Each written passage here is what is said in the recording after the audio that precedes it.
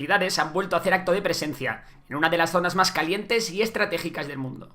Hablamos del conflicto directo que hay abierto entre Israel e Irán. Como muchos sabéis, ambos países son enemigos irreconciliables que no dejan de escribir páginas en su particular libro lleno de odio, violencia y destrucción. Así que hoy vamos a responder a varias preguntas. ¿Qué ha pasado entre Israel e Irán? ¿De dónde viene todo este lío?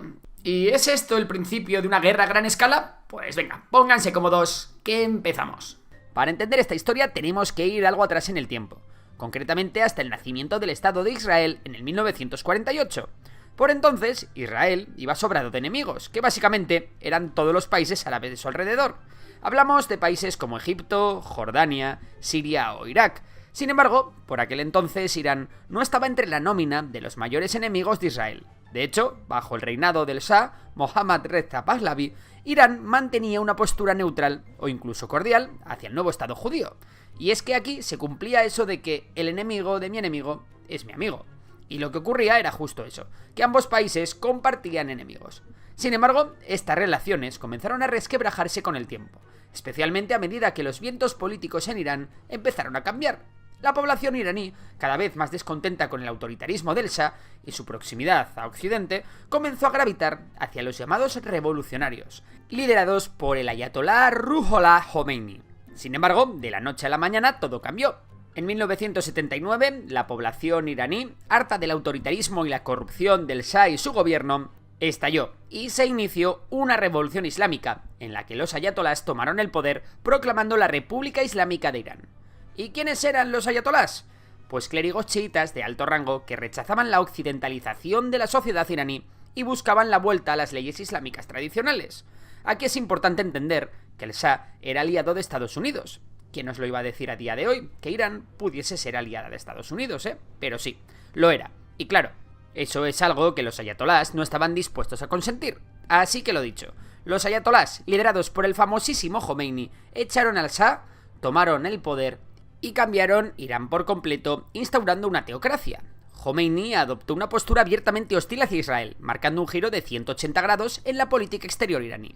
Este cambio no fue solo retórico, se tradujo en acciones concretas, como el cierre de la embajada israelí en Teherán y la apertura de una embajada palestina.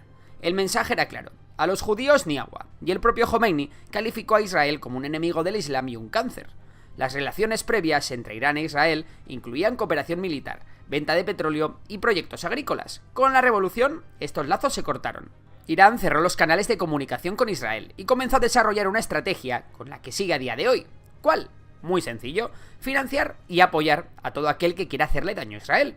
De esta forma, Irán se volcó en apoyo a movimientos y grupos opuestos a Israel, como la Organización para la Liberación de Palestina, la OLP, y más tarde a Hezbollah en el Líbano, con quien Israel libró una guerra en 2006. Irán también apoyó a Hamas y a la Yihad Islámica en Gaza, con quien Israel lleva a palos desde la primera intifada a finales de los 80, o al régimen de Bashar al-Assad en Siria. De hecho, el capítulo de Siria merece un vídeo aparte, ya que allí Irán ha tenido y tiene tropas desplegadas en el país apoyando al régimen de Bashar al-Assad contra los grupos rebeldes y extremistas. Israel ha realizado numerosos ataques aéreos en Siria, dirigidos contra fuerzas iraníes y de Hezbollah, con el objetivo de evitar que Irán establezca un corredor terrestre hacia Líbano y posicione armamento avanzado cerca de sus fronteras.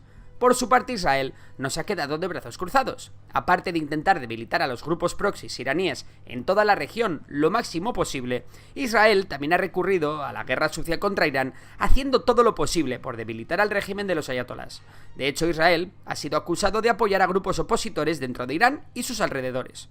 Otro campo de batalla ha sido la guerra cibernética y el espionaje, con ambos países lanzando ciberataques contra infraestructuras críticas y sistemas de información del otro. Pero si hay algo que ha provocado tensiones por encima del resto de cosas, ha sido el programa nuclear iraní, cosa entendible después de las múltiples ocasiones en las que el líder supremo de Irán, el ayatolá Ali Khamenei, ha dicho que Israel será destruido. El caso es que durante este siglo Irán ha avanzado bastante en el enriquecimiento de uranio, y parece que aunque es posible que aún no las tenga, Irán sí que está muy cerca de poder producir armas nucleares. Israel y Occidente han tratado por todos los medios de parar este programa nuclear, aplicando severas sanciones contra Irán e incluso retrasándolo varios años mediante un virus informático conocido como Stuxnet, que se cree que fue conjuntamente desarrollado entre Israel y Estados Unidos. Además, Israel también ha sido acusado por Irán de estar detrás del asesinato de varios científicos nucleares iraníes a lo largo de los años. Estos asesinatos, llevados a cabo mediante bombas, disparos y un largo etcétera, también han podido retrasar el programa nuclear iraní. Por último, y no por ello menos importante, también ha habido reportes de explosiones y actos de sabotaje dentro de Irán que han afectado a su infraestructura nuclear y militar. Por ejemplo, en julio de 2020, una explosión dañó significativamente la instalación de enriquecimiento de uranio de Natanz, en Irán. Aunque Israel no confirmó su participación, es muy posible que Tel Aviv estuviese detrás. Así que entre unas cosas y otras, a medida que ha ido pasado el tiempo, las relaciones entre Irán e Israel han ido a peor. Pero venga, sé que estáis aquí porque queréis enteraros de qué leches ha pasado esta vez. ¿Por qué Irán ha bombardeado suelo israelí? Pues para saber eso, nos tenemos que ir una vez más al día 7 de octubre de 2023, momento en el que Hamás realizó su ataque a Israel, en el que murieron al menos 1.200 israelíes y en el que varios centenares de civiles fueron tomados como rehenes.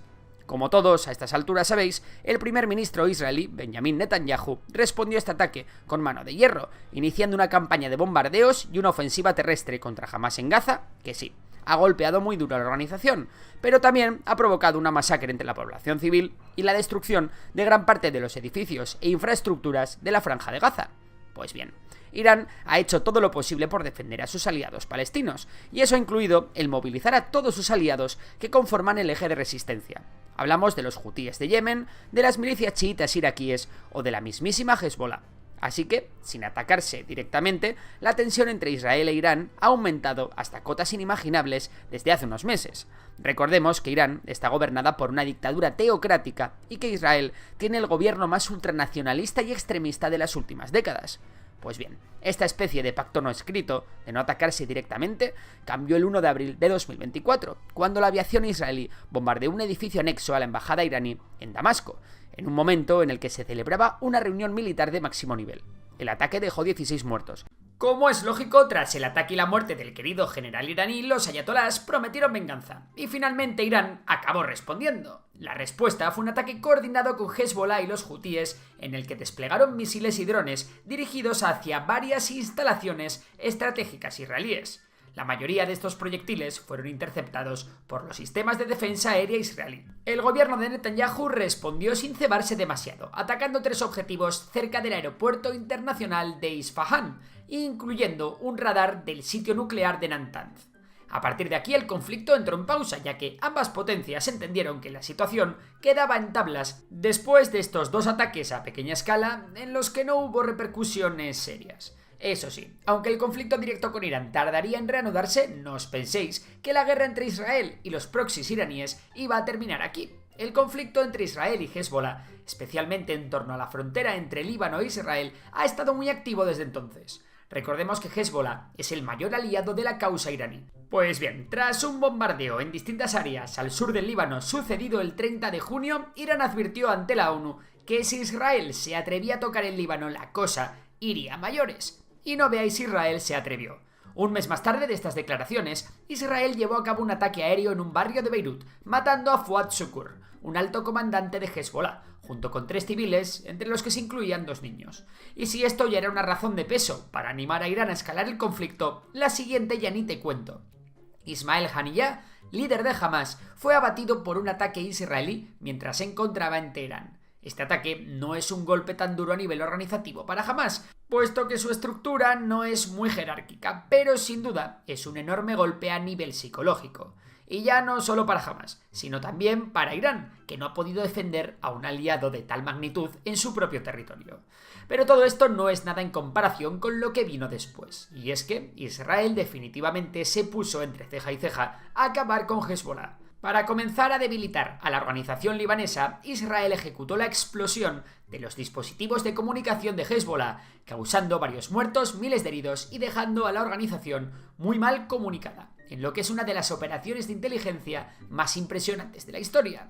El siguiente paso por parte de Israel fue la eliminación de la cúpula de Hezbollah, incluyendo a su histórico líder Hassan Nasrallah, que llevaba dirigiendo la organización desde los años 80 y que era una persona muy querida por el régimen iraní en general y por el ayatolá Jamenei en particular. A su vez, la aviación israelí llevó a cabo una campaña contra los depósitos de armas y cohetes de Hezbollah, diezmando su capacidad ofensiva. Finalmente, Israel ha lanzado una oportunista operación terrestre que conlleva una nueva invasión al Líbano. El objetivo de esta invasión parece ser la expulsión de Hezbollah al norte del río Litani, con el fin de, una vez más, crear un colchón que aleje a Hezbollah y a sus drones y cohetes de corto alcance de la frontera. Según el gobierno israelí, el objetivo es que los 90.000 desplazados israelíes, fruto de los ataques de Hezbollah, puedan volver a sus casas. Hasta el anuncio de la invasión terrestre por parte de Hezbollah, todo el mundo se hacía la misma pregunta. ¿De verdad Irán no va a hacer nada? ¿Va a dejar caer a sus aliados así como así? Pues bien, el 1 de octubre de 2024, Irán realizó su segundo ataque directo a suelo israelí. Esta vez, el ataque, compuesto por al menos 180 misiles balísticos, tenía como objetivo 3 instalaciones militares israelíes. A pesar de que Jordania y Estados Unidos colaboraron a la hora de derribar algunos de estos misiles, muchos de ellos impactaron en suelo israelí. Israel respondió con una oleada de bombardeos selectivos limitados, y los dos dieron el resultado por bueno. Así que durante unos meses la cosa se calmó, unos meses en los que Israel reanudó la ofensiva sobre Gaza, en los que los hutíes siguieron haciendo de las suyas, y en los que cayó uno de los grandes aliados de Irán, el dictador sirio Bashar al-Assad. Pero por encima de todo eso, lo más importante es que poco a poco Irán ha seguido enriqueciendo uranio hasta estar muy cerca de conseguir su tan ansiada bomba nuclear. Y eso es algo que Israel no está dispuesto a consentir. Estados Unidos, con Trump a la cabeza, ha intentado negociar con Irán la firma de un acuerdo nuclear para evitar que el país de los ayatolás se hiciera con armamento de este tipo, pero las negociaciones fracasaron. Así que de manera preventiva, Israel efectuó un ataque mucho más importante que los anteriores contra Irán.